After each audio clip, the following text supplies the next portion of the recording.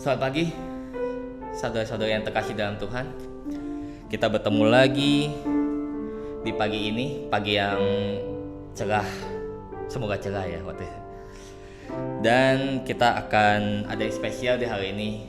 Di hari ini kita juga akan bersama-sama mengingat kembali bahwa 34 tahun yang lalu Gereja Kristen Batu Hidup didirikan oleh Museloh. Dan sudah 34 tahun berlalu dan saatnya kita sudah tiba di tahun yang ke-34. Setelah ibadah nanti kita akan ada perayaan untuk ulang tahun. Biar Zoom untuk meeting ibadah itu setelah ibadah akan dibagikan setelahnya. Tapi sebelumnya kita akan ibadah dulu dan kita mau mempersiapkan hati kita pada saat ini untuk memasuki kebaktian. Kita mau silentkan semua gangguan yang mungkin ada, semua handphone, kemudian mungkin kita siapkan hati kita untuk memasuki kebaktian ini. Biarlah kita mengikuti kebaktian dengan baik dan tidak ada gangguan. Mazmur 65 ayat 5 berkata, "Berbahagialah orang yang Engkau pilih dan yang Engkau suruh mendekat untuk diam di perataranmu. Kiranya kami menjadi kenyang dengan segala yang baik di rumah-Mu, di bait-Mu yang kudus." Ibadah ini diselenggarakan dalam nama Allah Bapa, Allah Putra, dan Allah Roh Kudus. Amin. Mari kita naikkan pujian hormat bagi Allah Bapa.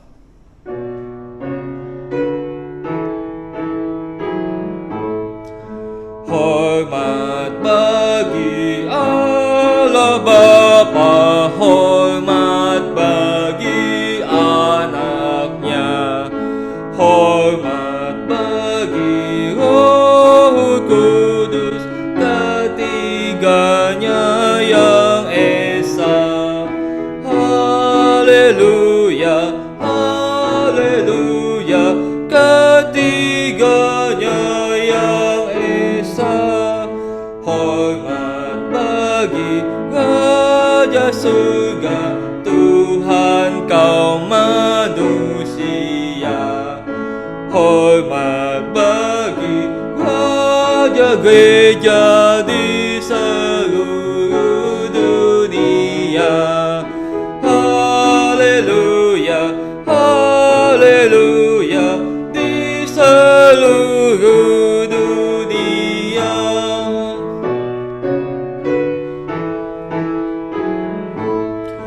Haleluya, persembahan bala kerajaanmu diletakkan siang malam di hadapan tahtanya. Haleluya, haleluya, di hadapan tahtanya. Bapa kami yang di dalam surga, terima kasih Tuhan untuk rahmat-Mu yang sungguh sangat besar bagi kami ya Tuhan. Pagi ini kami kembali mengikuti ibadah di rumah-Mu, di rumah kami masing-masing. Kiranya itu tidak menyurutkan keinginan kami untuk bersekutu dengan Engkau, memuji Engkau dengan sepenuh hati, mendengarkan firman-Mu. Saatnya Tuhan, Engkau yang mau mempersiapkan hati kami, izinkan kami Tuhan untuk konsentrasi dengan sepenuhnya untuk memuji-Mu, menyembah-Mu, dan mendengarkan firman-Mu. Jangan biarkan ada gangguan bagi kami dalam mengikuti kebaktian ini ya Tuhan. Kami ingin serahkan kebaktian ini dari awal sampai akhirnya hanya ke dalam tangan-Mu. Dalam nama Tuhan Yesus, Tuhan dan Juru Selamat kami yang hidup. Amin. Marilah saat ini kita berdiri, kita naikkan pengakuan iman rasuli. Secara bersama-sama, perlahan tapi tegas, dan kita resapi kata demi kata. 1, 2, dan 3. Aku percaya kepada Allah, Bapa yang Maha Kuasa, Khalik langit dan bumi, dan kepada Yesus Kristus, Anaknya yang tunggal Tuhan kita, yang dikandung dari Roh Kudus, lahir dari anak darah Maria, yang menderita sengsara di bawah pemerintahan Pontius Pilatus, disalibkan, mati dan dikuburkan, turun ke dalam kerajaan maut. Pada hari yang ketiga, bangkit pula dari antara orang mati, naik ke surga, duduk di sebelah kanan Allah Bapa yang Maha Kuasa. Dan dari sana ia akan datang untuk menghakimi orang yang hidup dan yang mati. Aku percaya kepada Roh Kudus, gereja yang kudus dan am, persekutuan orang kudus, pengampunan dosa, kebangkitan daging, dan hidup yang kekal. Amin. Kita naikkan pujian kembali kepada Tuhan, yaitu hormat diberi dan diikuti dengan berilah hormat padahu.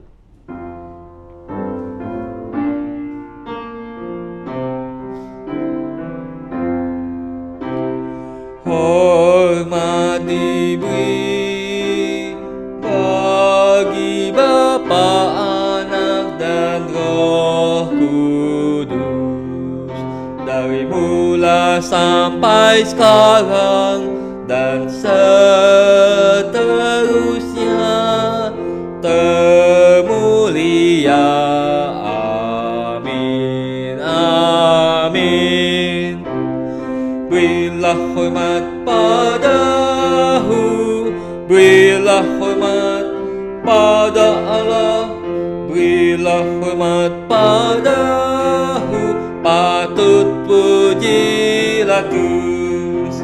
Puji Allah pemberi berkat, puji Allah segala bangsa, puji Allah yang tertinggi, puji Bapa, Putra, dan Roh. Berilah hormat padahu, berilah hormat padahu, mulia, mulia, mulia, mulia. Berilah hormat padanya, mulia, mulia, mulia, mulia. Berilah hormat padanya, berilah hormat padahu, berilah hormat pada Allah, berilah hormat padahu, patut pujilah terus. Puji Allah pemberi berkat, puji Allah segala bangsa, puji Allah yang tertinggi, puji Bapa, Putra, dan Roh. Berilah hormat padahu, berilah hormat padahu, mulia, mulia, mulia, mulia. Berilah hormat padanya, mulia, mulia, mulia, mulia. Berilah hormat padanya.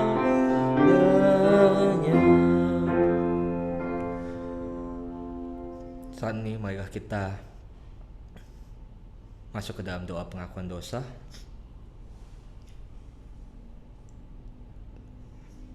Efesus 1 ayat 7 mengatakan,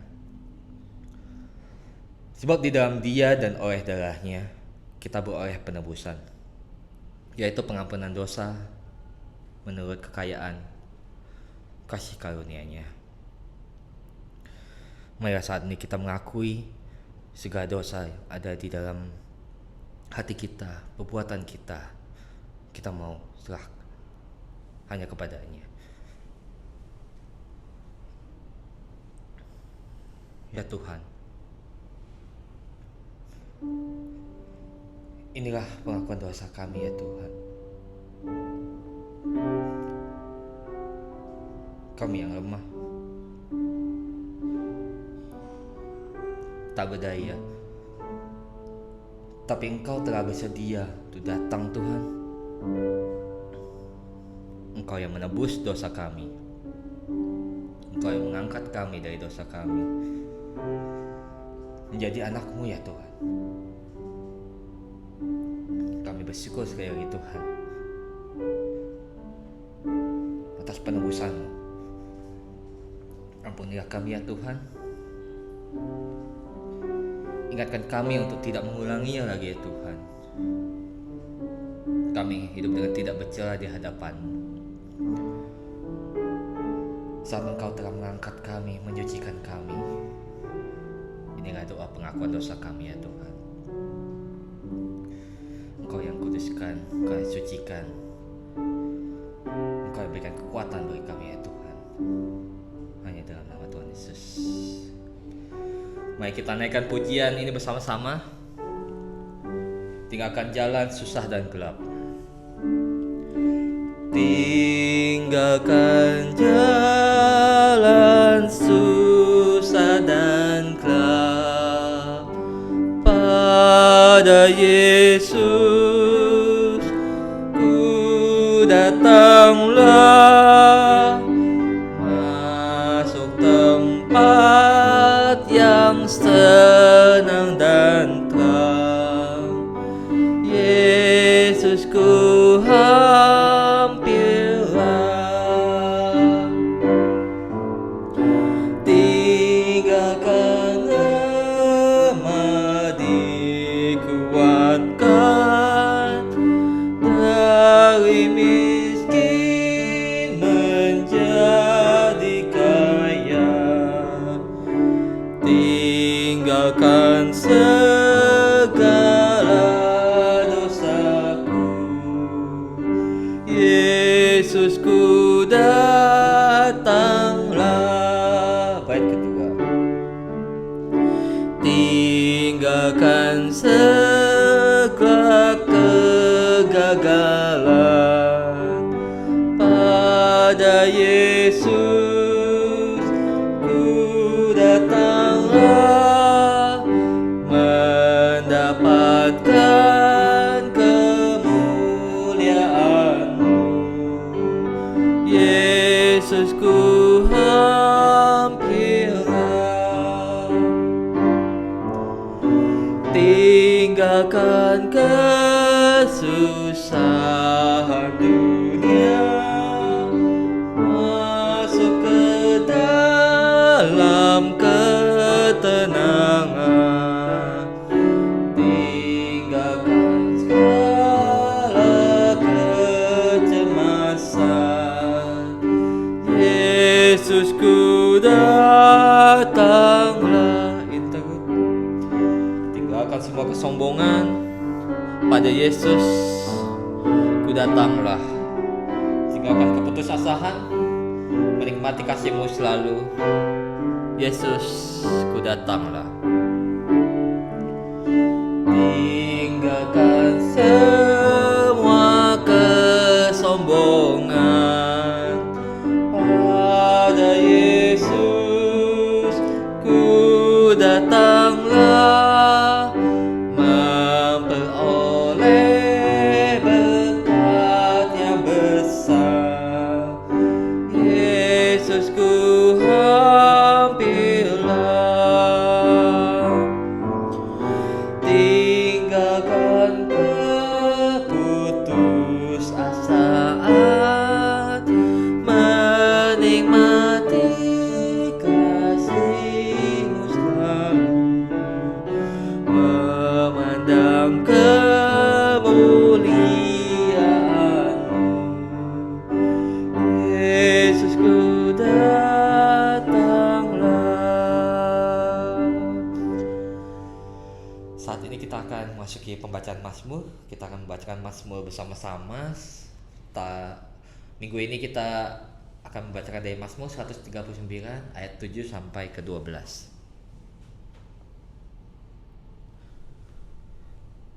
Mari kita buka Alkitab kita, Mazmur 139 ayat 7 sampai 12. Kita akan baca bersama-sama. Mazmur 139 ayat 7 sampai 12. Kemana aku dapat pergi menjauhi Roh-Mu? Kemana aku dapat lari dari hadapan-Mu? Jika aku mendaki ke langit, Engkau di sana. Jika aku menaruh tempat tidurku di dunia orang mati, di situ pun Engkau. Jika aku terbang dengan sayap fajar dan membuat kediaman di ujung laut, juga di sana tangan-Mu akan menuntun aku dan tangan kanan-Mu memegang aku. Jika aku berkata, biarlah kegelapan saja melingkupi aku dan terang sekelilingku menjadi malam, Maka kegelapan pun tidak menggelapkan bagimu, dan malam menjadi terang seperti siang. Kegelapan sama seperti terang. Sungguh ajaib, sungguh luar biasa bahwa kita diingatkan kembali, kita tidak akan pernah bisa lari dari Tuhan. Dia selalu ada dimanapun kita berada, dan kita tidak perlu takut karena Dia selalu ada bersama dengan kita. Biarlah Mazmur ini mengingatkan kita selalu pada saat kita di masa-masa kesusahan, di masa-masa kita merencanakan tuh, kayaknya nggak aku bisa nih, kita mendingan kabur dari Tuhan. Ingatlah bahwa Tuhan selalu ada dan Dia selalu mengajak kita untuk kembali kepadanya. Kita akan berdoa syafaat saat ini. Pokok doa kita ada 3. Kita akan berdoa buat gereja di umur yang ke-34 ini. Biarlah kita bisa, gereja Batu Hidup bisa menjadi berkat yang lebih lagi. Dan kemudian untuk proses pembangunan dan juga untuk pergumulan hidup semua jemaat, baik ekonomi, sakit penyakit maupun problema rumah tangga. Yang kedua, kita akan berdoa untuk situasi keamanan dan politik menjelang Pilkada 9 Desember 2020. Biarlah semua selalu dapat berjalan dengan kondusif, keamanan bisa terjaga, situasi politik bisa terjaga, ekonomi bisa terjaga dengan baik. Yang ketiga, kita akan tetap berdoa untuk pemulihan dari COVID-19, di mana kita akan berdoa buat komite penanganan COVID, biarlah bisa bekerja sama dengan pemerintah dan pemulihan ekonomi nasional, agar semua bisa kembali seperti semula dan semuanya bisa kembali seperti sebelum terjadinya pandemi ini. Mari kita berdoa syafaat. Ya Bapa kami Tuhan, terima kasih atas waktu yang masih Engkau berikan pada kami untuk berdoa syafaat kepadamu. Saat ini ya Tuhan, kami ingin bersyukur atas 34 tahun gereja kami. Engkau telah pakai, Engkau telah bimbing, dan Engkau yang telah menyertai pertumbuhannya. Kiranya ya Tuhan, di tahun ini, di tahun yang ke-34, seiring dengan proses pembangunan kembali gereja ini Tuhan, kami juga bukan cuma fisik tapi juga rohani, kami juga dibangunkan dengan lebih lagi Tuhan, supaya kami, Engkau izinkan menjadi berkat bagi sesama kami dengan lebih lagi. Tuhan, izinkan kami untuk mengikuti semua program di gereja ini dengan baik. Engkau izinkan kami untuk bertumbuh bersama-sama. Engkau izinkan kami untuk menjadi suatu keluarga yang lebih utuh lagi Tuhan, dengan di bawah Engkau ya Tuhan, hanya berdasar pada Engkau saja ya Tuhan. Kami ingin serahkan gereja ini ya Tuhan ke dalam tangan-Mu. Pokok doa kedua kami ya Tuhan, kami ingin berdoa untuk negara ini. Di bulan Desember ini kami akan mengadakan pilkada nasional secara serentak. Engkau yang jaga ya Tuhan, mulai dari saat ini, pada saat kampanye dimulai, di masa-masa pandemi, mereka bisa menjaga, biarlah setiap kandidat bisa menjaga protokol kesehatan, juga bisa menjaga keamanan, situasi ekonomi, politik, semuanya Tuhan jaga Tuhan. Jangan biarkan ada pihak-pihak yang ingin meruntuhkan negara ini ya Tuhan. Jangan biarkan ada pihak-pihak yang membawa kerusuhan. Kiranya Engkau yang mau bertindak ya Tuhan. Jauhkan mereka di masa-masa ini ya Tuhan. Yang ketiga Tuhan, kami ingin berdoa untuk proses pemulihan dari COVID ya Tuhan. Kami tahu saat ini kami masih jauh, mungkin kami tidak bisa melihat akhir dari pandemi ini. Tapi kami percaya ya Tuhan, Engkau selalu ada dan Engkau menyertai kami. Tuhan yang mau menyertai komite penanganan COVID-19 di negara ini. Engkau biarkan mereka bisa bekerja sama dengan pemerintah pusat, pemerintah daerah, bisa memberikan penyuluhan kepada semua bangsa Indonesia, dan Engkau berikan juga hati bagi rakyat kami ya Tuhan, untuk mau mengikuti semua yang disarankan buat kami untuk menjaga protokol kesehatan. Engkau juga pimpin komite pemulihan ekonomi nasional Tuhan. Kami tahu Tuhan, begitu banyak sektor yang terimpact dari pandemi ini, mulai dari turisme, restoran, bahkan pekerjaan sangat terancam ya Tuhan. Tuhan yang jaga, Tuhan yang pakai. Kiranya Tuhan yang memberikan berkat-Mu Tuhan bagi semua yang terimpact pandemi ini. Tuhan yang sembuhkan mereka yang sakit, buat mereka yang kehilangan pekerjaan, Tuhan yang bantu untuk mereka mendapat pekerjaan yang baru ataupun membuka lapangan pekerjaan baru juga Tuhan. Dan kami percaya Tuhan, semua ini hanya dimungkinkan karena berkat Engkau saja Tuhan. Kalau misalkan ke akhirnya kami akan dipulihkan dari pandemi ini. Ya Tuhan, itulah 3 pokok doa yang syafaat yang kami naikkan pada hari ini ya Tuhan. Kami percaya Tuhan telah mendengarnya, dan kami percaya Tuhan yang akan menjawabnya sesuai dengan waktu-Mu. Hanya di dalam nama Tuhan Yesus kami telah berdoa dan mengucap syukur. Amin. Sebelum kita mendengar firman Tuhan, kita akan mendengarkan persembahan pujian dari KUR Gereja Kristen Batu Hidup. Mari kita dengarkan bersama-sama.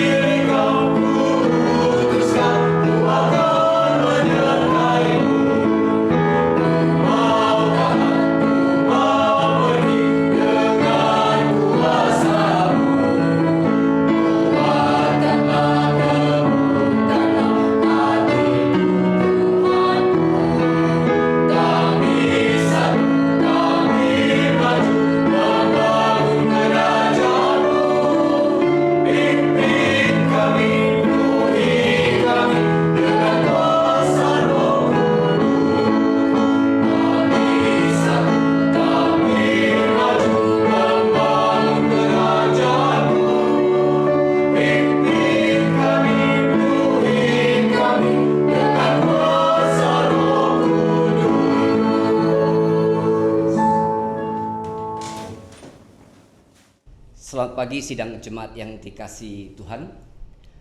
Selamat berbahagia di dalam hari yang istimewa ini.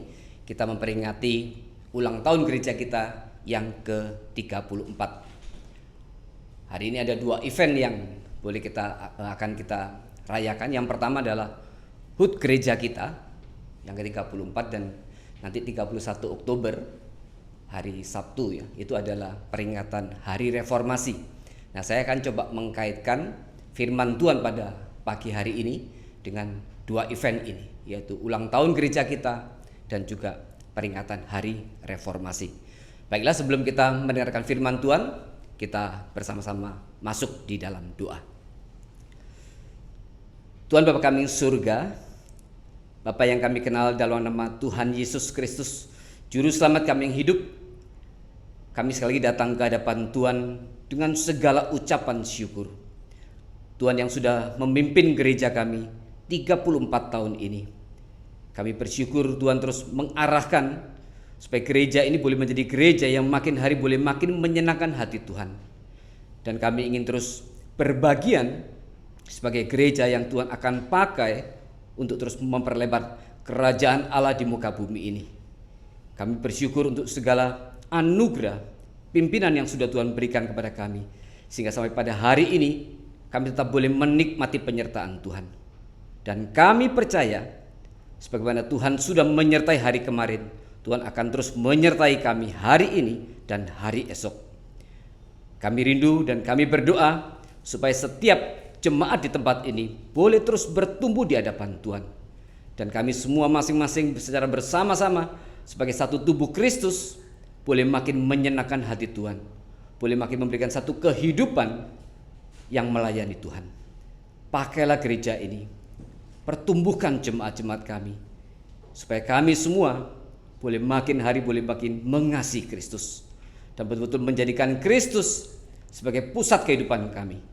Kristus adalah pusat pelayanan kami, dan kami sebagai gereja boleh menuntaskan seluruh rencana dan kehendak Allah, seluruh visi dan misi yang sudah Allah tetapkan, dan kami boleh menjalankannya di dalam kesetiaan. Mohon pimpinan Tuhan, karena kami sebagai manusia begitu lemah. Tuhan akan arahkan kami. Ketika kami berjalan berbelok, Tuhan akan luruskan. Ketika kami hidup di dalam ketidakkudusan, Tuhan akan menegur kami, dan Tuhan akan membangkitkan kami. Ketika kami terus ingin berjalan bersama dengan Tuhan, terus akan kuatkan kami, supaya kami terus boleh bukan saja berjalan, tapi kemudian juga akan berlari. Sebagaimana Paulus katakan, berlari-lari menuju satu tujuan yang jelas, yaitu panggilan surgawi yang akan Tuhan berikan kepada kami. Berkati firman yang akan dibagikan, berbicaralah kepada kami. Kami siap mendengarkan firman Tuhan. Di dalam nama Tuhan Yesus Kristus kami sudah mengucap syukur dan berdoa.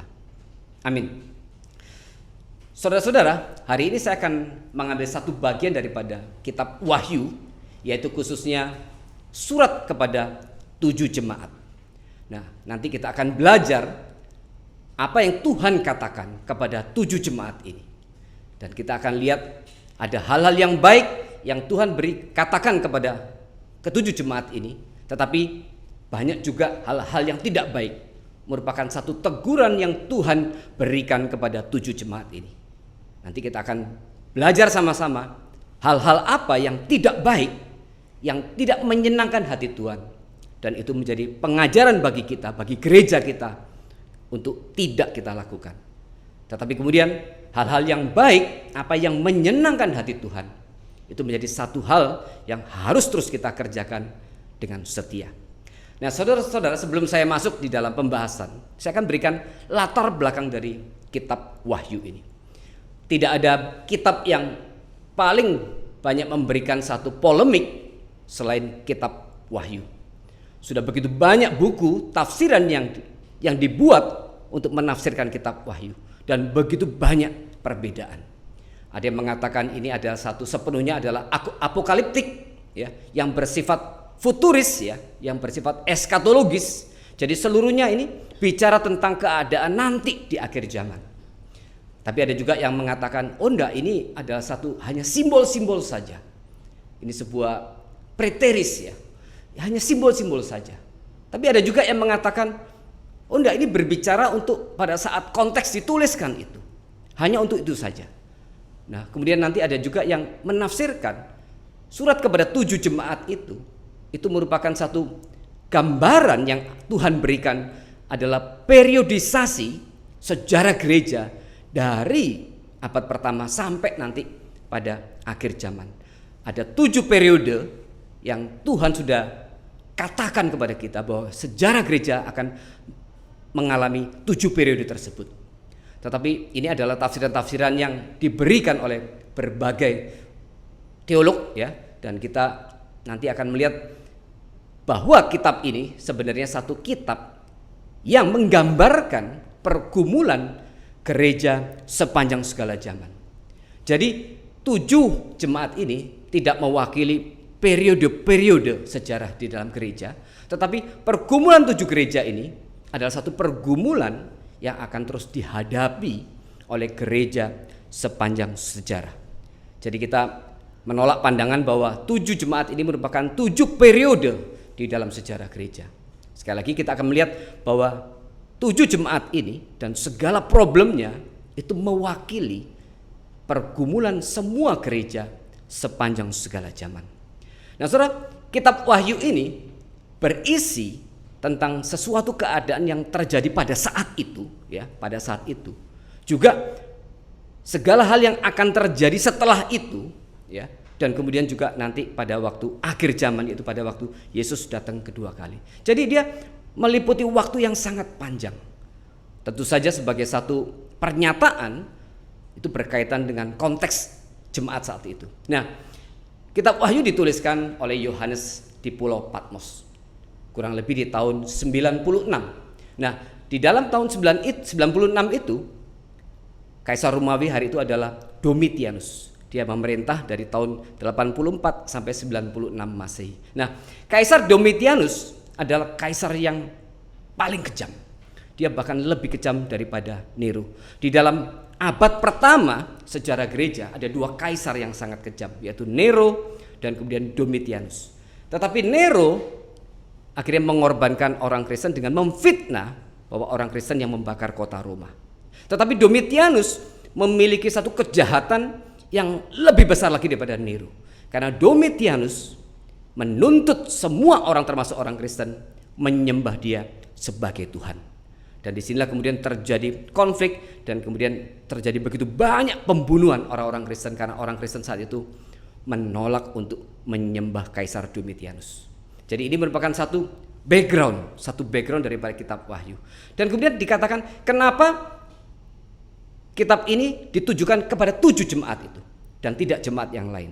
Nah, saudara, 7 kota ini, 7 jemaat ini adalah di dalam, kalau kita lihat di peta, posisinya melingkar ya di Asia Tengah, dan kemudian 7 kota ini terhubung dan berbentuk secara melingkar yang tidak beraturan. Tetapi 7 kota ini terhubung dengan dalam sebuah lingkaran. Tetapi ada satu jemaat yang juga dekat sebenarnya, yaitu Kolose. Tapi anehnya tidak ada surat untuk jemaat di Kolose. Dan kemudian para penafsir mengatakan kenapa kepada 7 jemaat ini? Diperkirakan ke-7 jemaat ini dia mengutus utusannya untuk menemui Yohanes waktu dia dibuang oleh Domitianus di Pulau Patmos. Dan kemudian ke-7 jemaat ini menghadap kepada Yohanes dan kemudian mereka menceritakan daripada keadaan jemaatnya. Dan kemudian kitab Wahyu ini adalah satu hal yang Tuhan nyatakan kepada Yohanes, dinyatakan kepada 7 jemaat, di mana 7 jemaat ini yang mengutus utusannya kepada Yohanes. Nah, itu menjadi latar belakang daripada kitab Wahyu. Sekali lagi, kitab Wahyu pasti berkaitan dengan kondisi saat itu. Ya, karena kondisi saat itu orang Kristen sedang menderita, sedang di dalam kesulitan besar karena ditekan oleh Domitianus. Jadi kalau Yohanes hari itu diperintahkan oleh Tuhan menuliskan apa yang dia lihat dan apa yang dia dengar, pasti ini berkaitan dengan kondisi jemaat saat itu. Karena semua sedang di dalam penderitaan besar. Ya. Dalam arti kondisi saat itu menjadi satu hal yang Tuhan perhatikan. Tuhan terus menilik dan memperhatikan kondisi daripada jemaatnya. Dan kemudian kitab ini dituliskan sebagai satu tuntunan, sebagai satu kekuatan dan penghiburan untuk 7 jemaat itu yang sedang di dalam kesulitan. Nah, kemudian tapi kitab ini juga berarti nanti ada satu wahyu yang bersifat apokaliptik, yang bersifat eskatologis. Ini dikaitkan juga nanti dengan peristiwa-peristiwa yang akan terjadi setelah itu, dan kemudian nanti dikaitkan juga nanti dengan kedatangan Kristus yang kedua kali. Jadi ini menjadi satu kitab yang dituliskan untuk jangka waktu yang panjang, yang berkaitan dengan segala hal yang akan terjadi sampai nanti Kristus datang kedua kali. Nah, saudara, saya akan bacakan daripada Wahyu 1, ya. Ini sebagai satu pembuka daripada kitab ini, ya. Saya akan bacakan Wahyu 1 ayat 1 sampai dengan 3. Inilah wahyu Yesus Kristus yang dikaruniakan Allah kepadanya, supaya ditunjukkannya kepada hamba-hambanya apa yang harus segera terjadi. Dan oleh malaikatnya yang diutusnya, ia telah menyatakannya kepada hambanya Yohanes. Yohanes telah bersaksi tentang firman Allah dan tentang kesaksian yang diberikan oleh Yesus Kristus, yaitu segala sesuatu yang telah dilihatnya. Berbahagialah ia yang membacakan dan mereka yang mendengarkan kata-kata nubuat ini, dan yang menuruti apa yang ada yang tertulis di dalamnya, sebab waktunya sudah dekat. Jadi wahyu ini berasal daripada Allah Bapa dan kemudian memberikan kepada Allah Anak, ya. Kemudian Allah Anak dengan perantaraan malaikat menyatakannya kepada Yohanes Rasul, ya. Sekali lagi, dari Allah Bapa kemudian diberikan kepada Allah Anak, dan kemudian Allah Anak meneruskan wahyu ini kepada Yohanes Rasul, ya, melalui malaikat. Dan kemudian dikatakan, tuliskan apa yang kau lihat dan apa yang kau dengar. Jadi ini satu-satunya kitab yang tidak ditulis berdasarkan keinginan Yohanes sendiri, ya, tidak berdasarkan keinginan penulis. Seluruh kitab yang lain ditulis karena ada keinginan daripada si penulis untuk menuliskan sesuatu. Tetapi kitab ini adalah langsung perintah dari Yesus yang disampaikan oleh malaikat kepada Yohanes. Jadi Yohanes hanya menuliskan apa yang dia lihat dan apa yang dia dengar. Nah, sebagian teolog mengatakan ini satu-satunya kitab yang mungkin dituliskan dengan seperti sebuah dictation, sebuah dikte, karena Yohanes hanya menuliskan apa yang dia lihat dan apa yang dia dengar, bukan apa yang ada di dalam benaknya Yohanes, ya, bukan. Nah, saudara, itu dikatakan jelas sekali di dalam ayat yang tadi sudah kita baca. Nah, sekarang kita akan langsung masuk ke dalam surat kepada 7 jemaat. Di sini ada 7 jemaat yang dituju oleh Yesus, yaitu Efesus, kemudian Smyrna, Pergamus, Tiatira, Sardis, Philadelphia, dan Laodikia. Kalau kita perhatikan urutan daripada kota-kota ini, dia posisinya melingkar dari Efesus, ya, kemudian naik ke Smyrna, ya, kemudian nanti naik lagi ke Pergamus, ya, dan kemudian agak turun ke Tiatira, turun lagi ke Sardis, turun lagi ke Philadelphia, kemudian Laodikia, dan kemudian Efesus lagi. Jadi ini membentuk sebuah lingkaran yang tidak beratur. Nah, saya akan bacakan dulu sesuai urutan, yaitu kepada jemaat di Efesus. Tuliskanlah kepada malaikat jemaat di Efesus, inilah firman dari Dia yang memegang ketujuh bintang itu di tangan kanannya dan berjalan di antara ketujuh kaki dian emas itu. Saudara, memegang ketujuh bintang. Bintang ini dikatakan sebagai nanti malaikat daripada Tuhan, atau dalam case ini adalah bintang itu adalah pemimpin-pemimpin daripada 7 jemaat itu. Dan kemudian dikatakan kaki dian, ketujuh kaki dian. Ketujuh kaki dian itu adalah jemaat, 7 jemaat itu, ya. 7 kaki dian adalah 7 jemaat itu. Sedangkan 7 bintang itu adalah para pemimpin daripada jemaat-jemaat itu, ya. Kemudian ayat 2, aku tahu segala pekerjaanmu, baik jerih payamu maupun ketekunanmu. Aku tahu bahwa engkau tidak dapat sabar terhadap orang-orang jahat, bahwa engkau telah mencobai mereka yang menyebut dirinya rasul, tetapi yang sebenarnya tidak demikian, bahwa engkau telah mendapati mereka pendusta, dan engkau tetap sabar dan menderita oleh karena namaku, dan engkau tidak mengenal lelah. Namun demikian aku mencela engkau, karena engkau telah meninggalkan kasihmu yang semula. Sebab itu ingatlah betapa dalamnya engkau telah jatuh.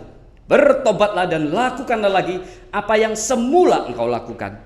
Jika tidak demikian, aku akan datang kepadamu dan aku akan mengambil kaki dianmu dari tempatnya, jikalau engkau tidak bertobat. Tetapi ini yang ada padamu, yaitu engkau membenci segala perbuatan pengikut-pengikut Nikolaus yang juga kubenci. Siapa bertelinga, hendaklah ia mendengarkan apa yang dikatakan Roh kepada jemaat-jemaat.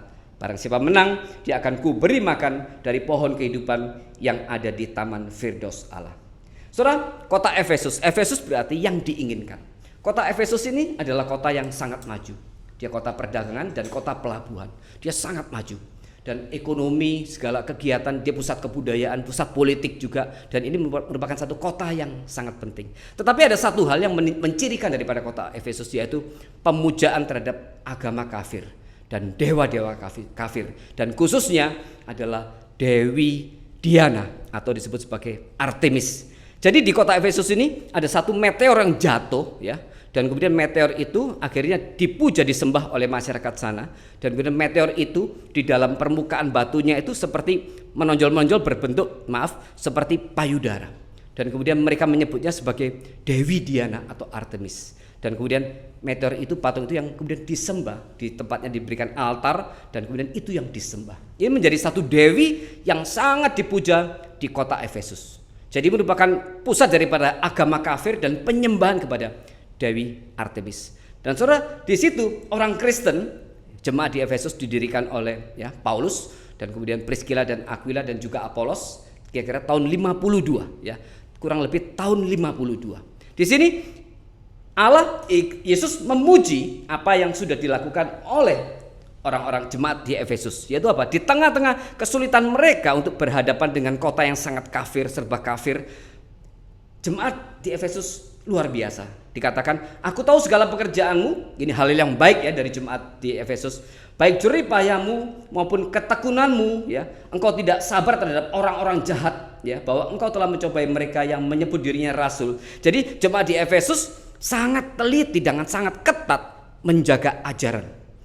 Waktu itu ada ajaran daripada rasul palsu dan mereka langsung menolaknya dan mereka menguji ajaran itu. Dan kemudian mereka katakan ini ajaran sesat dan mereka kemudian tolak. Dan ini hal-hal yang menyenangkan Tuhan. Hal yang menyenangkan Tuhan. Mereka tegas sekali terhadap berbagai penyimpangan daripada ajaran. Kemudian dikatakan juga mereka sabar dan menderita oleh karena nama Tuhan. Dan mereka jemaat yang tidak mengenal lelah ya. Mereka setia, sabar, mengalami segala penderitaan. Tetapi di ayat 4 dikatakan, aku mencela engkau karena engkau telah meninggalkan kasihmu yang semula. Apa maksudnya saudara? Di sini ada dua hal. Saudara perhatikan, jemaat di Efesus didirikan tahun 52. Sedangkan kitab ini ditulis kurang lebih tahun 96. Berarti kurang lebih sudah ada 44 tahun lewat semenjak jemaat itu didirikan oleh Paulus. Nah saudara, waktu jemaat itu pertama kali didirikan oleh Paulus, mereka semangatnya menggebu-gebu.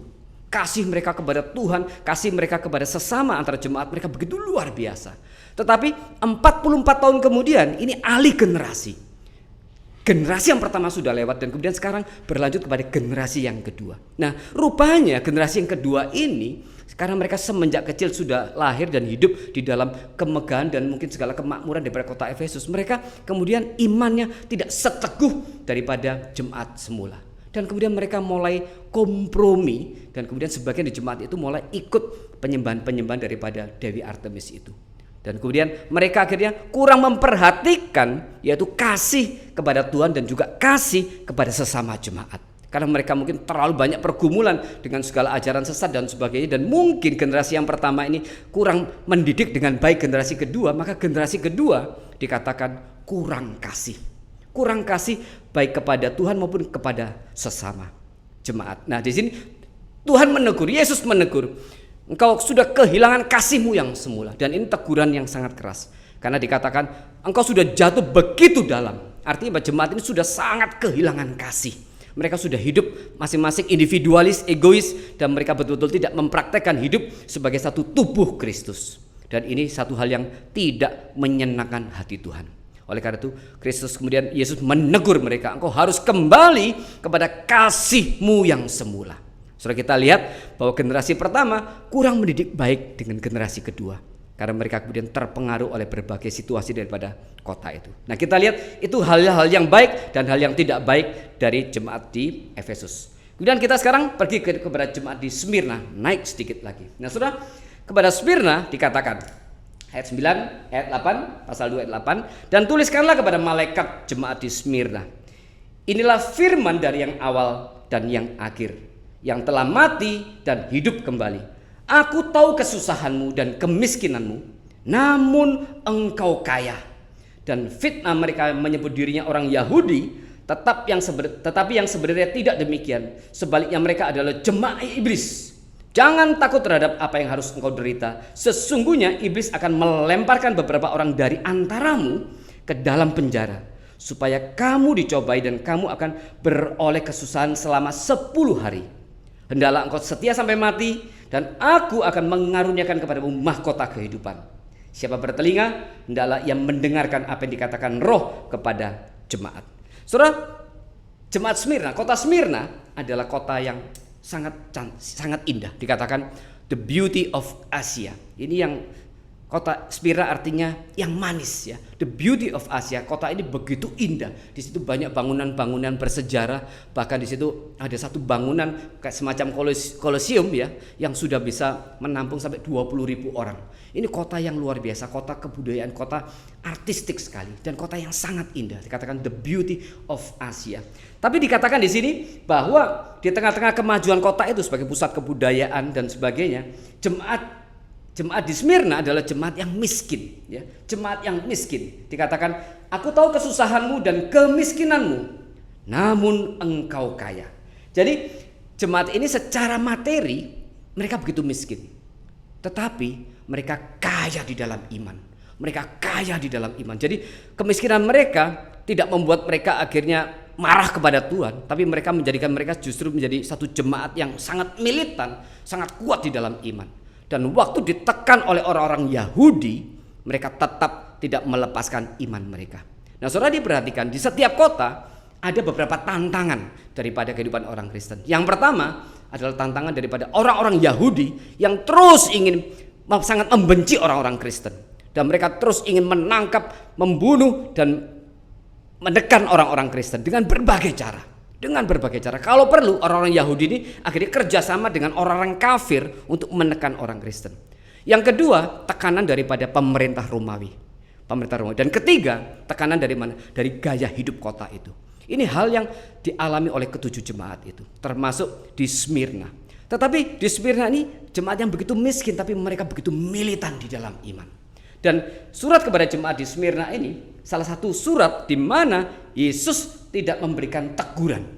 Tidak ada teguran, di sini berisi pujian. Ya, dari 7 jemaat itu nanti kita lihat ada 2 jemaat yang Tuhan memberikan seluruhnya pujian, yaitu Smyrna dan Philadelphia. Jemaat yang kedua dan jemaat yang ke-6 Tuhan memberikan pujian. Tetapi kepada 5 jemaat yang lain ada teguran, dan bahkan sama sekali ada yang tidak ada pujian, yaitu di Laodikia. Di Laodikia sama sekali tidak ada pujian. Nah, saudara, Smyrna dan Philadelphia 2 jemaat yang sangat dipuji oleh Kristus. Tidak ada sama sekali teguran buat mereka. Di sini dikatakan engkau akan mengalami penderitaan selama 10 hari. Nah, kota Smyrna ini adalah satu kota misi. Ini dulu menjadi pusat daripada pengembangan, salah satu kota yang menjadi pusat pengembangan Helenisasi oleh Alexander Agung. Jadi pusat penyebaran kebudayaan Yunani. Dan termasuk akhirnya kekristenan menjadikan kota ini sebagai satu kota misi. Dari Smyrna ini kemudian menyebar banyak orang-orang misi ke daerah-daerah yang lain. Dan kemudian Smyrna ini menjadi satu tempat di mana akhirnya kita masih mengingat satu nama, yaitu Polikarpus. Polikarpus uskup itu bertugas di Smyrna selama 40 tahun. Dan kita sejarah mencatat pada tahun 155 Smyrna akhirnya memberikan satu catatan tentang kematian daripada Polikarpus, sang uskup itu. Polikarpus menyembunyikan orang-orang Kristen yang dikejar-kejar oleh Romawi, dan kemudian dia tertangkap. Dan kemudian Polikarpus diikat di sebuah tiang di mana rumput jerami sudah siap dibakar. Kemudian dikatakan, kau harus menyangkal Kristus, kalau tidak engkau akan dibakar hidup-hidup. Dan kemudian Polikarpus menjawab, 86 tahun usiaku hari ini. Dan selama 86 tahun ini Tuhan begitu mengasihi aku dan tidak pernah mengecewakan aku. 86 tahun dia begitu mengasihi aku. Masakan sekarang aku harus menyangkalnya hanya gara-gara api yang sekarang engkau nyalakan. Dan kemudian beberapa saat kemudian pasti akan padam. Dan kemudian Polikarpus dibakar hidup-hidup, yaitu oleh Kaisar Quadratus. Ya, Quadratus yang membakar Polikarpus. Dan kemudian setelah Polikarpus ini dihukum mati dengan dibakar hidup-hidup, maka kemudian Kaisar Status Quadratus itu membunuh 1.500 orang Kristen yang lainnya. Dan kemudian lebih celaka lagi waktu tahun 303 sampai 313 ya, dua kaisar yang bernama Diocletian dan kemudian Galerius itu membunuh 8.000 orang Kristen. Ini tadi dikatakan engkau akan menderita dan sebagian darimu akan dipenjarakan selama 10 hari. Saudara, kata 10 hari itu menyatakan ini waktu yang singkat. Ada waktu penderitaan akan kau alami, tapi itu waktu itu sungguh singkat ya. 10 hari itu singkat dan engkau harus terus tahan. Yesus mengatakan engkau harus setia, berjuanglah, bertahanlah, jangan sangkal imanmu. Ini kota Smyrna menjadi kota para martir yang kemudian Polikarpus dan kemudian diikuti oleh ribuan orang Kristen yang lainnya. Nah saudara, itu adalah Smyrna. Kita lihat tadi tidak ada sama sekali teguran kepada Smyrna. Mereka miskin tapi mereka kaya di dalam iman. Dan mereka setia mempertahankan imannya bahkan ketika mereka harus mempertaruhkan nyawa mereka. Kemudian kita lanjut kepada jemaat yang ketiga yaitu Pergamus ya. Ayat 12, dan tuliskanlah kepada malaikat jemaat di Pergamus. Sekali lagi, kepada malaikat jemaat di Pergamus. Malaikat itu menyimbolkan pemimpin jemaat ya, pemimpin jemaat. Inilah firman Dia yang memakai pedang yang tajam dan bermata dua. Aku tahu di mana engkau diam, yaitu di sana di tempat tahta iblis, dan engkau berpegang kepada namaku, dan engkau tidak menyangkal imanmu kepadaku, juga tidak pada zaman Antipas saksiku yang setia kepadaku, yang dibunuh di hadapan kamu di mana iblis diam. Tetapi aku mempunyai beberapa keberatan terhadap engkau. Di antaramu ada beberapa orang yang menganut ajaran Bileam, yang memberi nasihat kepada Balak untuk menyesatkan orang Israel supaya mereka makan persembahan berhala dan berbuat zina. Demikian juga ada padamu orang-orang yang berpegang kepada ajaran pengikut Nikolaus.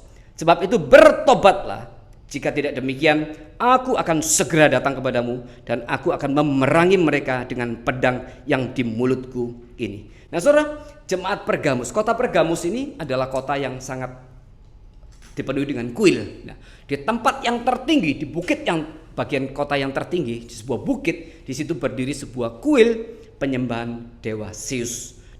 Nah, kota Pergamus ini adalah ibu kota provinsi Roma di Asia. Dan ini kota yang sangat maju karena dia ibu kota provinsi. Dan ini kota pertama yang menyembah kaisar sebagai Tuhan. Pergamus adalah kota pertama yang masyarakatnya menyembah kaisar sebagai Tuhan. Dan itu disimbolkan dengan kuil daripada dewa Zeus di tempat yang tertinggi. Di situ banyak kuil-kuil yang lainnya. Di sini juga ada kuil penyembahan daripada dewa ular ya, yang menjadi simbol daripada hari ini untuk pengobatan, yaitu ular. Itu menjadi berawal dari sini, dari Pergamus. Nah tadi dikatakan, aku tahu di mana engkau diam, yaitu di sana di tempat tahta iblis ya. Dan engkau berpegang kepada namaku dan engkau tidak menyangkal imanmu kepadaku. Ini hal-hal yang baik yang ada di jemaat di Pergamus. Dia berpegang kepada nama Kristus ya, tidak menyangkal iman ya, juga tidak pada zaman Antipas saksiku yang setia kepadaku, yang dibunuh di hadapan kamu di mana iblis diam. Jadi suatu saat di Pergamus ada sekelompok orang Kristen yang tidak mau menyangkal iman Kristus dan kemudian mereka dieksekusi, dihukum mati. Dan ini menjadi satu hal yang Kristus puji, yang menyenangkan hati Tuhan karena orang-orang itu rela mati demi nama Kristus. Tetapi kemudian ada keberatan yang Kristus katakan kepada jemaat di Pergamus ini. Tetapi aku mempunyai beberapa keberatan terhadap engkau, di antaramu ada beberapa orang yang menganut ajaran Bileam dan juga Nikolaus. Nah saudara, ini disebut ajaran Bileam, ini satu simbol. Saudara masih mengingat kisah di mana Raja Moab yaitu Balak ya, suatu saat memanggil Bileam sang pelihat itu untuk mengutuki orang Israel yang hari itu akan menyerang Moab. Dan kemudian Raja Moab itu Balak memanggil Bileam, kutukilah Israel. Tetapi kemudian Bileam mengatakan, aku hanya bisa mengatakan apa yang Tuhan katakan kepadaku. Dan kemudian 3 kali kemudian Bileam bukannya mengutuk Israel, tapi justru memberikan berkat kepada Israel. Dan kemudian Balak marah, Raja Balak marah dan kemudian mengusir Bileam. Dan Bileam tidak dia bayar 1 peser pun. Maka Bileam begitu panas hatinya karena dia tidak menerima uang. Maka kemudian dia akhirnya memberikan saran kepada Raja Balak. Kalau engkau hendak mengalahkan, melemahkan Israel, Mudah caranya, kirim saja wanita-wanita Moab untuk bergabung, bercampur dengan orang-orang Israel, dengan laki-laki Israel. Maka kemudian Raja Balak mengutus perempuan-perempuan Moab datang ke jemaah daripada Israel, dan kemudian terjadilah kawin campur. Maka di situ kemudian kehidupan daripada Israel kemudian rusak. Jadi di sini dikatakan Bileam atau Balak itu maksudnya adalah bahwa di situ jemaat Kristen di Pergamus akhirnya kompromi. Dan mereka kemudian ikut di dalam berbagai upacara yang diadakan daripada agama-agama kafir, penyembahan dewa-dewa itu. Dan selalu menjadi khas daripada semua upacara keagamaan kafir hari itu. Setelah mereka upacara dan kemudian ada pesta pora, selalu upacara itu ditutup dengan pesta seks, di mana kemudian terjadi percampuran seks yang begitu bebas di kuil itu, karena ada pelacur-pelacur bakti. Dan sebagian orang Kristen di sini akhirnya terbawa pengaruh itu. Dikatakan meskipun ada sebagian jemaat yang setia, yang rela mati, tetapi pada akhirnya mereka kompromi dengan kehidupan daripada kota itu. Juga dikatakan juga akhirnya ada beberapa jemaat di Kristen yang mengikut ajaran Nikolaus. Saudara, Nikolaus ini menyebut dirinya Kristen, tetapi dia juga mengajarkan jemaatnya itu, sudahlah, toh kamu sudah percaya kepada Kristus, karena sudah percaya ya, sekali selamat tetap diselamatkan, maka kemudian kita boleh hidup bebas. Yang penting sudah percaya. Waktu kita percaya, kita sudah selamat. Maka sekarang apa yang kita lakukan dalam hidup kita tidak lagi mempengaruhi keselamatan kita. Itu yang diajarkan oleh Nikolaus. Oleh karena itu pengikut-pengikut Nikolaus mengaku dirinya Kristen, tetapi mereka memiliki satu pergaulan yang luar biasa rusaknya. Dan mereka ikut di dalam berbagai upacara itu, termasuk untuk melakukan segala seks bebas di dalam segala penyembahan itu. Ini ajaran Nikolaus. Dan tadi kita sudah lihat juga di Efesus juga terjadi. Tetapi jemaat Efesus menolak ajaran Nikolaus. Tetapi di Pergamus jemaat Kristen ikut terpengaruh oleh ajaran Nikolaus dan juga terpengaruh oleh ajaran-ajaran daripada seperti yang dikatakan oleh Bileam tadi. Dan itu sangat menyedihkan hati Tuhan. Tuhan mengatakan, karena engkau sudah kompromi dengan gaya hidup daripada kota itu, maka engkau harus bertobat ya. Kalau tidak, aku akan segera datang kepadamu dan aku akan memerangi mereka dengan pedang yang di mulutku ini. Maka kita lihat jemaat Pergamus akhirnya ditegur oleh Tuhan, oleh Kristus, karena mereka kompromi dengan kehidupan kota itu. Nah saudara, kita lanjut kepada jemaat yang keempat, yaitu Tiatira. Ayat 18, dan tuliskanlah kepada malaikat jemaat di Tiatira, inilah firman anak Allah yang matanya bagaikan nyala api dan kakinya bagaikan tembaga. Aku tahu segala pekerjaanmu, baik kasihmu maupun imanmu, baik pelayananmu maupun ketekunanmu. Aku tahu bahwa pekerjaanmu yang terakhir lebih banyak daripada yang pertama. Tetapi aku mencela engkau karena engkau membiarkan wanita Isabel yang menyebut dirinya nabiah mengajar dan menyesatkan hamba-hambaku supaya berbuat zina dan makan persembahan-persembahan berhala. Dan aku telah memberikan dia waktu untuk bertobat, tetapi ia tidak mau bertobat dari zinanya. Lihatlah, aku akan melemparkan dia ke atas ranjang orang sakit, dan mereka yang berbuat zina dengan dia akan kulemparkan ke dalam kesukaran besar jika mereka tidak bertobat dari perbuatan-perbuatan perempuan itu. Dan anak-anaknya akan kumatikan, dan semua jemaat akan mengetahui bahwa akulah yang menguji batin dan hati orang, dan bahwa aku akan membalaskan kepada kamu setiap orang menurut perbuatannya. Tetapi kepada kamu, yaitu orang-orang lain di Tiatira yang tidak mengikuti ajaran itu dan yang tidak menyelidiki apa yang mereka sebut seluk-beluk iblis kepada kamu, aku berkata, aku tidak mau menanggungkan beban lain kepadamu. Tetapi apa yang ada padamu, peganglah itu sampai aku datang. Dan barang siapa menang dan melakukan pekerjaanku sampai kesudahannya, kepadanya akan kukaruniakan kuasa atas bangsa-bangsa. Jadi saudara, jemaat di Tiatira, kota Tiatira ini kota yang sangat kecil ya, kota sangat kecil, dan ini kota ini tidak lebih penting daripada 6 kota yang lain. Di Tiatira ini adalah relatif sebenarnya tidak ada tekanan kepada jemaat daripada orang-orang Kristen, tidak dari pemerintah Romawi ya, tidak juga dari orang-orang Yahudi. Nah, dan mereka relatif hidup adalah masyarakat orang Kristen yang miskin ya, pekerja-pekerja keras, tapi mereka mengalami satu tantangan yang besar di Tiatira, yaitu apa? Yaitu daripada serikat buruh. Nah saudara, hari itu di banyak kota ada serikat-serikat buruh atau serikat perdagangan yang didirikan oleh orang Yahudi maupun orang-orang kafir. Nah, orang-orang Kristen sulit masuk di dalam serikat buruh atau serikat dagang ini. Kenapa? Karena serikat buruh atau serikat dagang ini punya kebiasaan melakukan upacara penyembahan kepada dewa-dewa minimal 1 tahun sekali. Dan seperti biasa, seperti lazim di dalam upacara itu, kemudian mereka mempersembahkan banyak korban kepada dewa-dewanya, dan kemudian mereka berpesta pora. Dan seperti saya katakan tadi, pada akhir daripada upacara, setiap upacara itu selalu ditutup dengan pesta daripada seks secara bersama-sama. Ini satu upacara yang tidak bermoral. Maka orang Kristen yang mereka menjadi pedagang atau mereka yang akhirnya punya usaha apapun tidak bisa bergabung dengan serikat ini. Maka orang Kristen yang tidak bergabung dengan serikat ini, mereka akan tersingkir daripada perdagangan. Itu kesulitan yang dihadapi di Tiatira dan juga nanti beberapa jemaat yang lain. Jadi orang Kristen tidak mau bergabung karena mereka tahu ini menyembah dewa asing dan kemudian ada upacara-upacara yang sangat tidak bermoral. Maka hari itu sebenarnya saudara, menjadi orang Kristen ya, itu identik dengan banyak hal. Yang pertama, mereka tersisih daripada transaksi perdagangan. Karena mereka menolak, tidak mau masuk pada serikat-serikat buruh atau serikat perdagangan. Dan karena mereka kemudian tersisih daripada transaksi perdagangan, saudara, mereka menjadi orang yang sangat sulit. Mereka miskin ya. Kalaupun mereka mau kerja ya, tempat kerjanya itu akan menolak.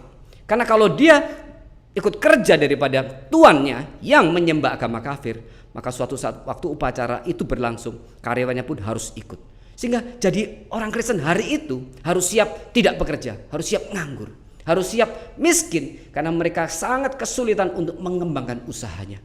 Dan kemudian berarti juga mereka harus siap untuk kapanpun ditangkap, yaitu baik oleh orang Yahudi maupun oleh pemerintah Romawi. Dan waktu ditangkap mereka harus siap untuk disesah, dihukum, ya. Kemudian mereka harus siap menderita, bahkan mereka harus siap mati. Dan dengan cara bahkan yang sangat mengenaskan, yaitu diumpankan kepada binatang-binatang buas, kepada singa dan sebagainya. Itu hari menjadi resiko menjadi orang Kristen di zaman itu. Harus siap untuk semua resiko ini. Dan kemudian jemaat di Tiatira ini, di mana Tiatira ini kota dari Lydia yang berasal. Lydia kita masih ingat di Filipi ya, waktu Paulus datang dan kemudian Paulus berjalan di tepi sungai, di situ ada sekelompok perempuan yang sedang mengadakan kebaktian persekutuan. Di situ Lydia, seorang pengusaha kain ungu, bertemu dengan Paulus dan akhirnya dia bertobat dan seluruh keluarga dan karyawannya akhirnya dibaptis. Lydia berasal dari kota Tiatira. Tiatira ini sangat terkenal dengan kain ungunya, dengan perdagangan kain ungunya. Tapi kita lihat tadi Yesus menegur daripada jemaat di Tiatira ini karena kemudian mereka pada akhirnya tidak tahan dengan tekanan itu. Karena mereka tidak menolak masuk daripada serikat-serikat itu dan mereka begitu susah hidup, dan akhirnya sebagian daripada jemaat itu tidak tahan dan akhirnya mereka bergabung dengan serikat-serikat buruh itu dan akhirnya mereka menyembah daripada dewa-dewa kafir dan kemudian terpengaruh oleh berbagai upacara-upacara yang tidak bermoral. Dan ini menjadi hal kemudian ditegur oleh Kristus ya. Dikatakan jika mereka tidak bertobat, dikatakan, lihatlah aku akan melemparkan dia ke atas ranjang orang sakit, dan mereka yang berbuat zina dengan dia akan kulemparkan. Jadi mereka ikut dalam upacara-upacara perzinahan. Ini satu hal yang sangat mendukakan Tuhan ya, mendukakan Tuhan. Kemudian itu jemaat di Tiatira. Kemudian kita lanjut ke pasal 3 kepada jemaat Sardis ya, jemaat yang kelima. Dan tuliskanlah kepada malaikat jemaat di Sardis, inilah firman dia yang memiliki ketujuh roh Allah dan ketujuh bintang itu. Aku tahu segala pekerjaanmu, engkau dikatakan hidup padahal engkau mati. Bangunlah dan kuatkanlah apa yang masih tinggal yang sudah hampir mati. Sebab tidak satu pun dari pekerjaanmu aku dapati sempurna di hadapan Allahku. Saudara perhatikan ya. Sebab tidak ada satu pun dari pekerjaanmu aku dapati sempurna di hadapan Allahku. Karena itu ingatlah bagaimana engkau telah menerima dan mendengarnya. Turutilah itu dan bertobatlah. Karena jikalau engkau tidak berjaga-jaga, aku akan datang seperti pencuri, dan engkau tidak tahu apa pada waktu manakah aku tiba-tiba datang kepadamu. Tetapi di Sardis ada beberapa orang yang tidak mencemarkan pakaiannya. Mereka akan berjalan dengan aku dalam pakaian putih, karena mereka adalah layak untuk itu. Barang siapa menang, ia akan dikenakan pakaian putih yang demikian. Nah saudara, apa problem daripada jemaat di Sardis? Sardis ini kota yang relatif tentram ya, relatif damai. Dikatakan tetapi karena damai dan kemudian kemajuan kota itu, kemudian orang-orang Kristen jadi akhirnya menikmati kehidupan kota itu. Menikmati kehidupan kota itu dan kemudian dikatakan Aku tahu segala pekerjaanmu, engkau dikatakan hidup padahal engkau mati. Apa maksudnya dikatakan hidup padahal engkau mati? Jemaat di Sardis ini dia tetap menjalankan segala upacara dan ibadah-ibadah, ya, seperti lazimnya, seperti seharusnya. Tetapi dikatakan mati. Kenapa? Karena sebenarnya waktu mereka menjalankan ibadah itu mereka hanya terjatuh di dalam formalisme. Jadi mereka beribadah ya beribadah, tetapi hatinya, rohnya sudah jauh dari Tuhan. Hatinya sudah jauh dari Tuhan. Mereka tetap datang untuk beribadah, tetapi sebenarnya mereka hanya menjalankan ibadah itu sebagai satu kewajiban saja, dan mereka tidak memiliki hati yang mengasihi Tuhan. Oleh karena itu dikatakan, tapi engkau mati, engkau hidup tetapi engkau mati. Nah saudara, mungkin hari ini banyak gereja seperti ini yang tetap ibadah, tetapi gereja itu sebenarnya sudah mati di hadapan Tuhan. Kenapa? Mereka tidak memiliki spirit pelayanan, mereka tidak punya jiwa untuk mengasihi Tuhan, dan mereka betul-betul apinya sudah redup sekali. Tapi mereka tetap ada. Ini gereja yang mungkin hidup segan, mati tak mau, ya. Mereka tetap ada. Inilah problem jemaat di Sardis. Tetapi ada sebagian jemaat yang tetap memiliki api. Dikatakan, ya, tetapi di Sardis ada beberapa orang yang tidak mencemarkan pakaiannya. Mereka akan berjalan dengan aku dalam pakaian putih. Masih ada sebagian jemaat yang tetap setia kepada Tuhan. Ini problem jemaat di Sardis. Kemudian kita langsung ke jemaat yang keenam, yaitu Philadelphia. Dan tuliskanlah kepada malaikat jemaat di Philadelphia, inilah firman dari yang kudus, yang benar, yang memegang kunci Daud. Apabila ia membuka, tidak ada yang dapat menutup. Apabila ia menutup, tidak ada yang dapat membuka. Aku tahu segala pekerjaanmu. Lihatlah, aku telah membuka pintu bagimu yang tidak dapat ditutup oleh seorang pun. Aku tahu bahwa kekuatanmu tidak seberapa, namun engkau menuruti firmanku dan engkau tidak menyangkal namaku. Lihatlah, beberapa orang dari jemaah iblis, yaitu mereka yang menyebut dirinya orang Yahudi, tetapi yang sebenarnya tidak demikian, melainkan berdusta, akan kuserahkan kepadamu. Sesungguhnya aku akan menyuruh mereka datang dan tersungkur di depan kakimu dan mengaku bahwa aku mengasihi engkau. Karena engkau menuruti firmanku untuk tekun menantikan aku, maka aku pun akan melindungi engkau dari hari pencobaan yang akan datang atas seluruh dunia untuk mencobai mereka yang diam di bumi. Aku datang segera. Peganglah apa yang ada padamu supaya tidak seorang pun mengambil mahkotamu. Jadi jemaat di Philadelphia ini jemaat yang kecil, baik secara jumlah maupun secara kekayaan. Mereka tidak kaya, mereka jemaat yang biasa sekali dan kecil. Tetapi mereka hidup di Philadelphia. Philadelphia ini kota yang didirikan oleh Kaisar Roma, dan kemudian karena dia begitu mengasihi saudaranya, maka kemudian kota ini diberi nama Philadelphia. Filia, ada kasih persaudaraan. Philadelphia berarti kasih persaudaraan. Dan kemudian jemaat Kristen yang ada di situ, mereka tetap setia. Bahkan ketika mereka ditekan oleh orang-orang Yahudi, mereka tetap setia. Saudara perhatikan, sudah ada beberapa jemaat-jemaat yang setia, ya, mereka adalah kebanyakan mereka yang orang biasa, orang yang miskin. Orang yang miskin, secara ekonomi mereka tersisih, secara status sosial mereka bukan apa-apa. Tetapi orang-orang ini, jemaat ini sangat setia. Seperti juga tadi di Smyrna, ya, sama dengan Philadelphia. Mereka begitu setia kepada Tuhan. Bahkan penderitaan pun tidak bisa membuat mereka akhirnya menyangkal iman. Ini jemaat Philadelphia, jemaat yang dipuji oleh Tuhan. Seperti Smyrna, tidak ada satu keberatan pun, hal yang buruk di hadapan Tuhan yang Tuhan lihat di jemaat Philadelphia dan Smyrna. Dan kita lihat mereka umumnya adalah jemaat yang kecil, ya, tidak besar, dan mereka secara ekonomi adalah miskin, tapi mereka punya kesetiaan yang luar biasa. Dan Yesus menguatkan mereka, tetap setialah, tetap setia. Aku akan datang segera dan kau akan menerima mahkotamu. Saudara, sekarang kita sampai kepada jemaat yang terakhir, yaitu Laodikia. Dan tuliskanlah kepada malaikat jemaat di Laodikia, inilah firman dari Amin, saksi yang setia dan benar, permulaan dari ciptaan Allah. Aku tahu segala pekerjaanmu, engkau tidak dingin dan tidak panas. Alangkah baiknya jika engkau dingin atau panas. Jadi karena engkau suam-suam kuku dan tidak dingin atau panas, aku akan memuntahkan engkau dari mulutku. Karena engkau berkata, aku kaya dan aku telah memperkayakan diriku dan aku tidak kekurangan apa-apa.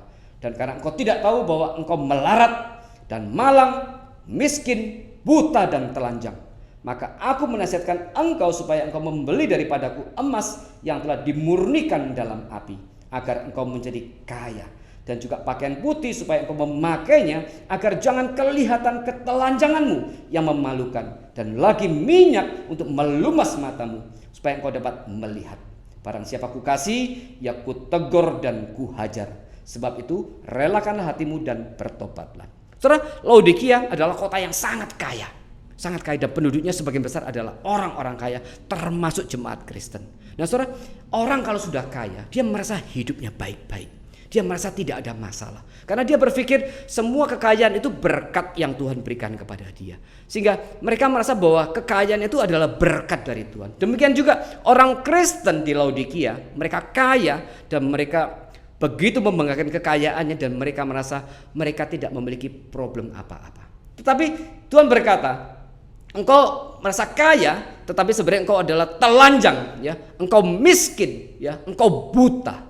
Engkau buta. Jadi di mata manusia mereka kaya, tetapi di mata Tuhan mereka miskin. Di mata manusia mereka seperti hidup di dalam kemewahan dengan pakaian yang mewah-mewah menutupi tubuh mereka, tetapi di mata Tuhan mereka telanjang.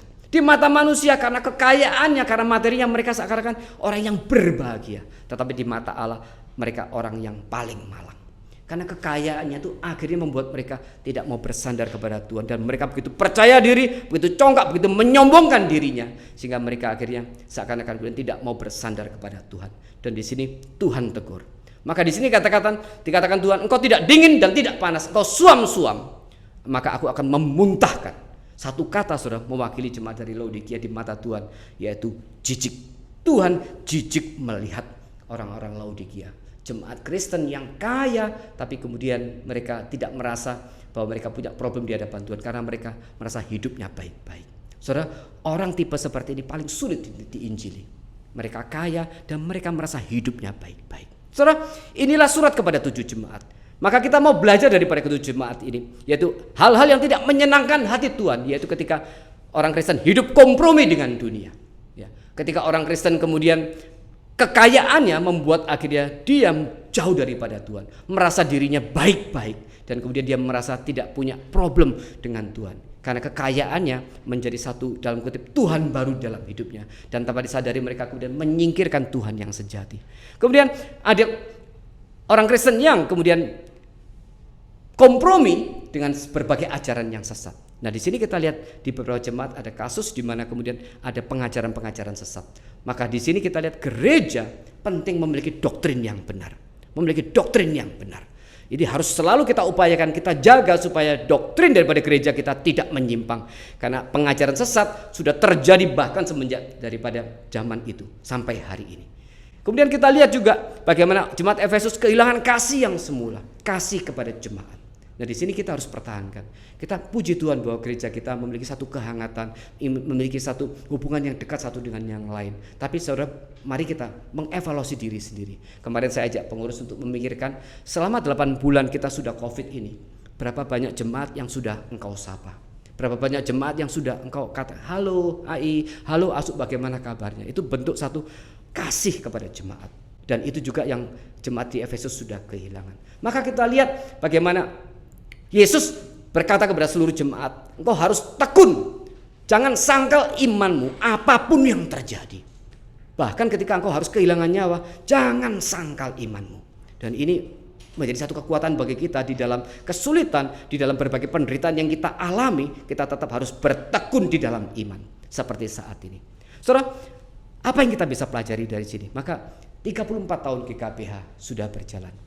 Mari kita perbaiki diri kita, ya, kita menjadi gereja yang kuat di dalam pengajaran, kuat di dalam doktrin. Tetapi kita juga menjadi gereja yang terus hangat menyatakan kasih kepada saudara-saudara seiman, kepada satu tubuh Kristus di dalam GKPH. Kita harus saling memperhatikan satu dengan yang lain, saling mendoakan satu dengan yang lain. Yang ketiga, juga perlu adanya pertumbuhan iman. Kita terus mau mengajarkan kepada jemaat itu terus bertumbuh bersama-sama. Dari generasi ke generasi gereja ini harus terpelihara pertumbuhan imannya. Jangan seperti gereja di Efesus generasi pertama tidak mengajarkan dengan baik generasi yang kedua. Maka kita perlu memperhatikan anak-anak sekolah minggu. Kita perlu memperhatikan anak-anak remaja dan pemuda. Karena pada saatnya mereka lah yang akan meneruskan gereja ini. Dan kita harus ajar mereka dengan baik. Yang keempat, kita tidak boleh lupa akan tugas dan panggilan kita. Dikatakan 7 kaki dian. Kaki Dian adalah tempat lampu itu diletakkan. Maka Tuhan berkata 7 jemaat, 7 kaki Dian. Tuhan menginginkan 7 jemaat ini bersinar dengan terang. Nah, kita lihat dari 7 jemaat ini yang bersinar terang hanya 2, yaitu Philadelphia dan Smyrna. Sedangkan yang 5 yang lainnya sudah sangat redup. Bahkan khusus daripada Laodikia dan Sardis itu sudah hampir mati apinya, tetapi belum sepenuhnya mati.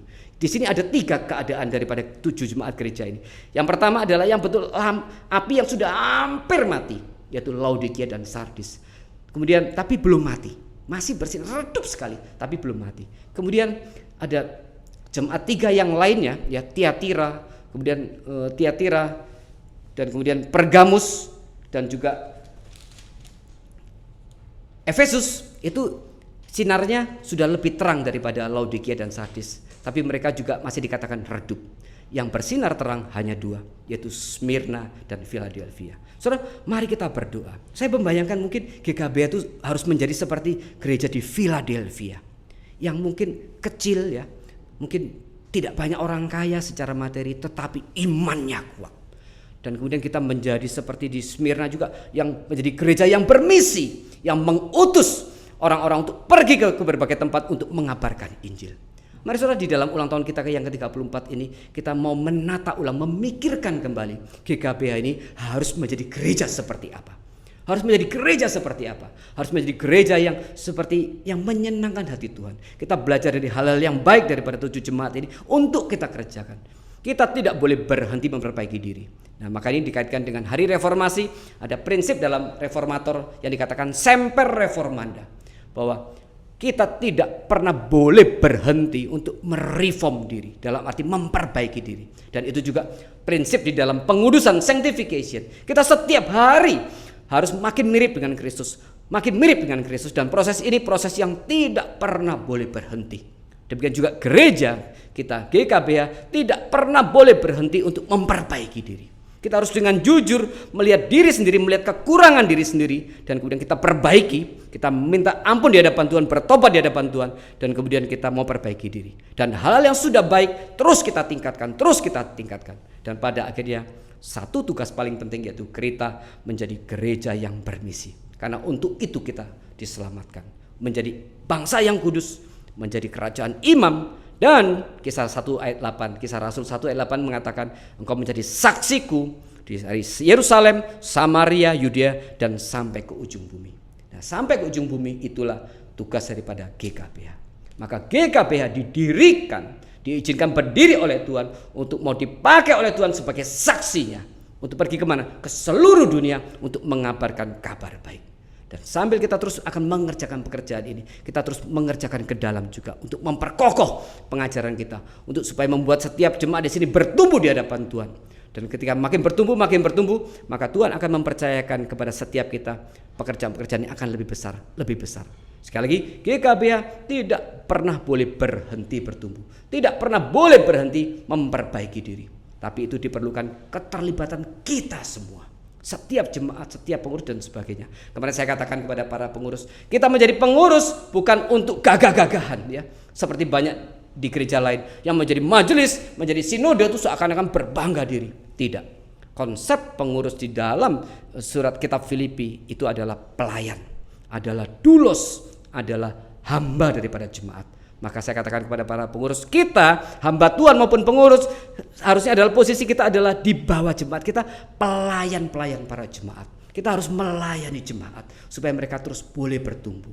Oleh karena itu saya ajak juga para pengurus, ayo sapalah jemaatmu. 8 bulan COVID ini sudah berapa banyak jemaat yang kau sapa. Kita terus mendampingi jemaat supaya mereka terus bertumbuh dalam iman. Dan waktu jemaat itu bertumbuh, tubuh Kristus bertumbuh, berarti gereja ini bertumbuh. Waktu gereja ini bertumbuh, maka Tuhan akan percayakan kepada kita satu tanggung jawab pelayanan yang lebih besar. Makin kita bertumbuh, pelayanan makin besar. Makin bertumbuh, pelayanan makin besar. Dan itu proses yang tidak pernah boleh berhenti seumur hidup daripada GKBH. Mari saudara, kita mengoreksi diri sendiri supaya gereja ini boleh menjadi gereja yang berkenan di hadapan Tuhan, gereja yang bermisi bagi Tuhan, gereja yang kuat di dalam pengajaran, kuat di dalam doktrin, tetapi juga hangat untuk menyatakan cinta kasih kepada sesama. Kita terus membangun diri kita supaya kita menjadi gereja yang menyenangkan hati Tuhan. Kiranya Tuhan memberkati kita semua. Saudara, Mari kita terus bertumbuh di hadapan Tuhan. Mari kita berdoa. Tuhan, terima kasih Bapak untuk firman Tuhan yang baru saja kami dengar, menjadi satu bahan untuk kami mengkoreksi diri kami sendiri. Kami bersyukur untuk 34 tahun Tuhan sudah pimpin, tetapi kami menyadari masih begitu banyak kekurangan dan kelemahan daripada gereja ini. Tuhan, berikan kepada kami hati yang mau jujur untuk melihat diri sendiri, untuk mengkoreksi diri kami sendiri. Dan Roh Kudus memberikan kekuatan kepada kami untuk memperbaiki semua kekurangan dan kesalahan itu. Dan kami bersama-sama, hamba Tuhan, pengurus maupun jemaat bersama-sama untuk terus membangun gereja ini menjadi gereja yang makin hari boleh makin menyenangkan hati Tuhan. Dan itu satu proses pembaharuan, pengudusan yang tidak pernah boleh berhenti sepanjang sejarah daripada gereja ini.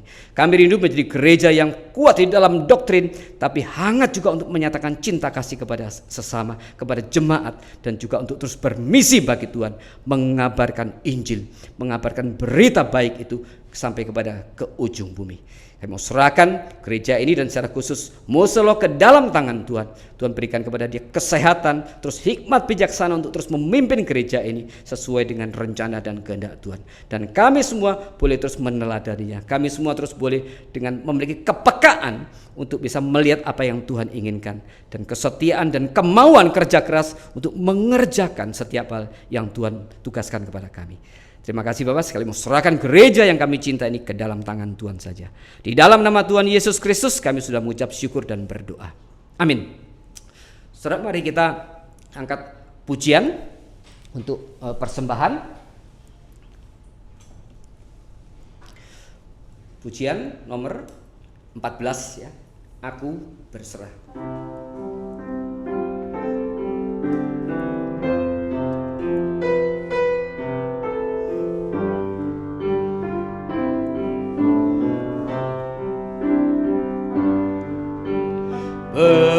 Berserah kepada Yesus dengan tangan yang bebas, selalu bersandar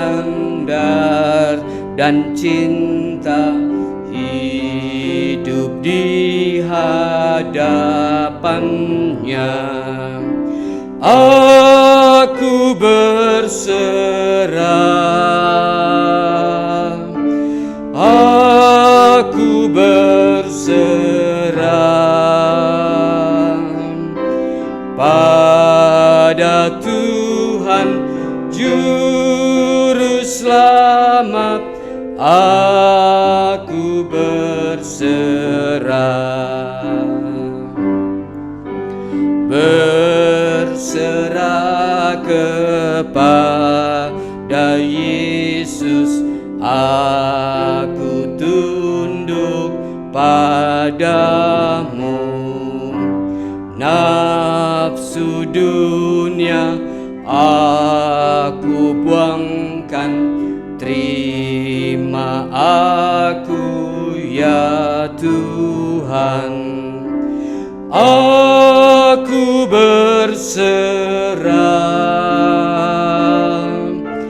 aku berserah pada Tuhan Juru Selamat. Aku berserah.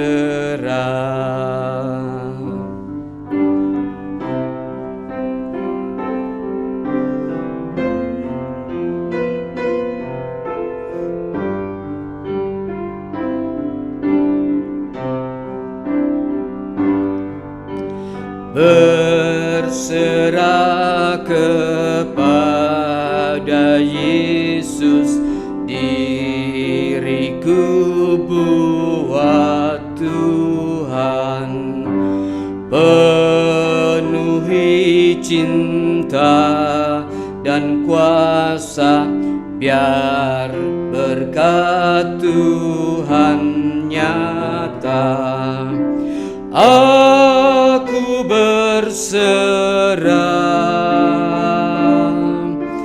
aku berserah pada Tuhan Juru selamat, aku berserah. Mari kita berdoa. Tuhan, sebagaimana pujian yang baru saja kami angkat, kami rindu memiliki satu kehidupan yang berserah kepada Tuhan, hidup yang selalu bersandar kepada Tuhan, hidup untuk percaya dan mempercayakan seluruh kehidupan kami kepada Tuhan. Dan kami terus mempercayakan juga segala apa yang kami miliki untuk dipersembahkan kepada Tuhan, termasuk berkat-berkat keuangan yang sudah Tuhan berikan kepada kami. Kali ini kami ingin kembalikan sebagian untuk kemuliaan nama Tuhan. Kiranya Tuhan boleh berkati, Tuhan terima dengan segala sukacita, dan kiranya boleh dipakai bagi kemuliaan nama Tuhan. Tuhan berkati setiap hati yang sudah memberikannya. Di dalam nama Tuhan Yesus Kristus kami sudah mengucap syukur dan berdoa. Amin. Mari saudara, kita angkat pujian sebagai pengutusan. Lagu pujian nomor 201.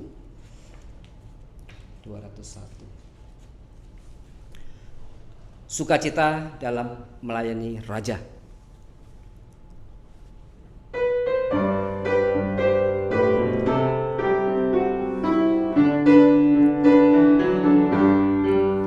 Ku bersukacita bekerja bagi Raja atas segala raja. Hatiku penuh sukacita damai, sebab bekerja baginya. Ku mau persembahkan semua, bekerja bagi Raja. Ada sukacita damai, sebab bekerja baginya. Ku bersukacita bekerja bagi Raja atas segala raja. Setiap langkahku taat pimpinannya, tiada gentar bagi dia. Ku mau persembahkan semua, bekerja bagi Raja. Ada sukacita damai, sebab bekerja baginya. Kita bangkit berdiri.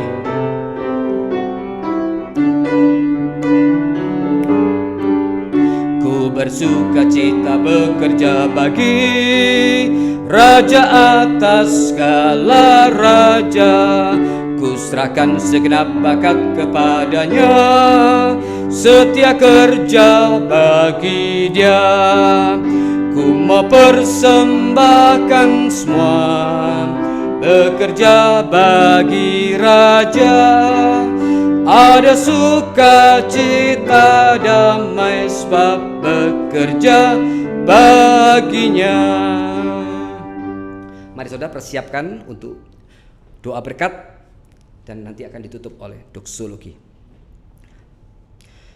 Sidang jemaat yang dikasihi Tuhan, arahkan hatimu kepada Tuhan dan terimalah berkat daripadanya.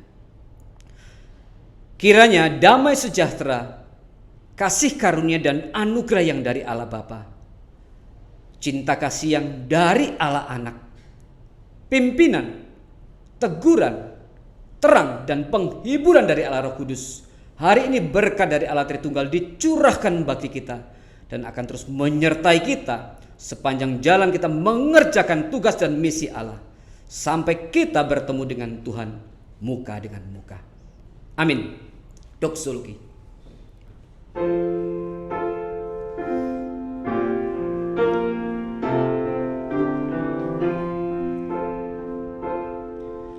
Puji Allah Bapa Putra, puji Allah Rohul Kudus, ketiganya Yang Esa. Pohon selamat sumber berkat. Amin.